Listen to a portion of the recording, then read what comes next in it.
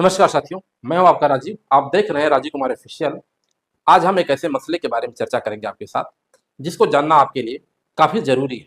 साथियों, मसला ये है कि आज न्याय के क्षेत्र में जिस प्रकार से हमारी युवा पीढ़ी न्यायालय के समक्ष अधिवक्ता बन के समाज के लिए, समाज के उस तबके के लिए न्याय की लड़ाई लड़ने के लिए जो तैयारी करते हैं, उन्हीं में से कुछ लोग ऐसे भी हैं जो फर्जी डिग्री और फर्जी नामों से भी न्यायालय के समक्ष उपस्थिति देते हैं। अब मसला यही है कि फर्जी वकीलों और फर्जी लॉ डिग्री पर सुप्रीम कोर्ट ने सीबीआई जांच के लिए नोटिस जारी कर दिया। अब क्या मामला था, इसको हम आपको समझाते हैं। सुप्रीम कोर्ट के Chief Justice of India Suryakant ji, Justice Joymalya Bagchi और जस्टिस बी मोहरा की खंडपीठ ने केंद्र सरकार, इलेक्ट्रॉनिक्स एवं सूचना प्रौद्योगिकी मंत्रालय, बार काउंसिल ऑफ इंडिया और सीबीआई को नोटिस जारी किया।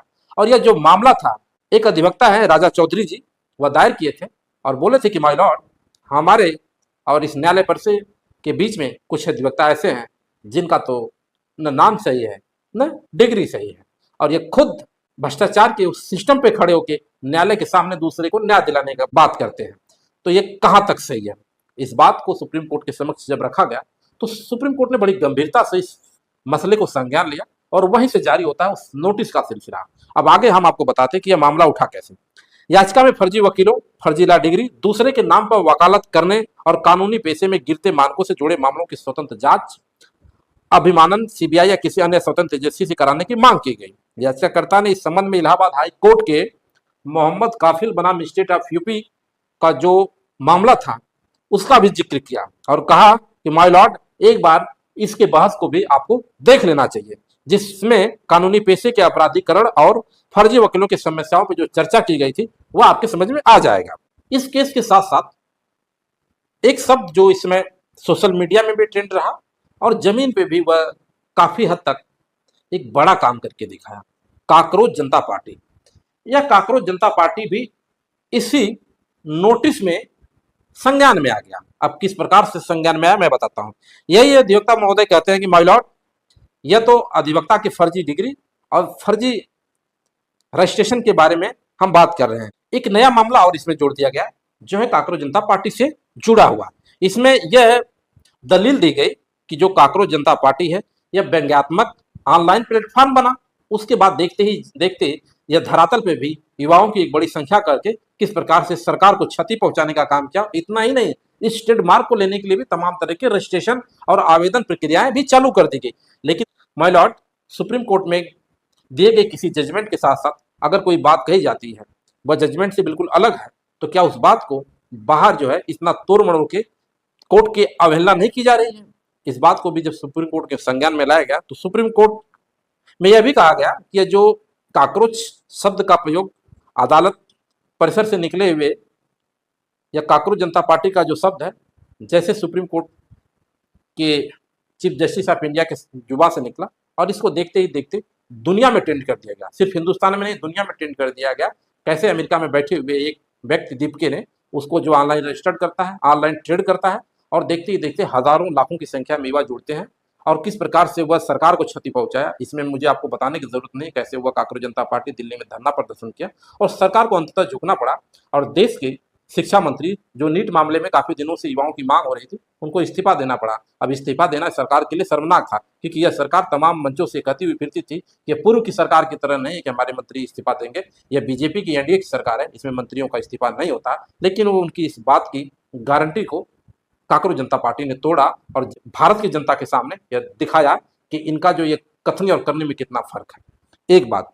दूसरा, जो काकरोच जनता पार्टी ट्रेंड किया उससे न्यायालय के सामने ये दो तीन चीजें कही गई इसमें कि आपत्ति कथित तौर पर कोर्ट की कार्रवाई और मौखिक टिप्पणी के संगठित व्यावसायिक इस्तेमाल और ट्रेडमार्क कॉमर्शलाइजेशन और मोनेटाइजेशन को लेकर है।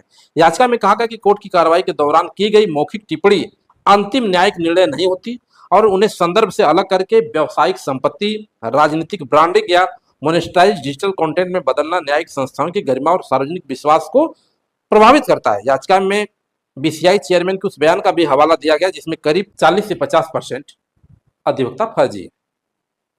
साथियों, इस समय पूरे देश में चर्चा का विषय है कि जिस न्यायालय परिसर में तमाम अधिवक्ता काली कोर्ट में जनता को न्याय दिलाने की दम भरते हैं, उनके बीच कुछ ऐसे लोग भी हैं जो खुद अन्याय के रास्ते से अपने आप को वहां खड़ा कर रखे हैं। अब देखना यह है कि इसमें सुप्रीम कोर्ट ने जो नोटिस जारी किया है, सीबीआई, सूचना प्रौद्योगिकी मंत्रालय और बार काउंसिल ऑफ इंडिया कब तक इस रिपोर्ट को सुप्रीम कोर्ट तक सबमिट करते हैं। दूसरा सवाल इसमें एक बात और कही गई थी कि कुछ अधिवक्ताओं के ऊपर आपराधिक मुकदमे हैं तो उनको वकालत करने से रोका जाए।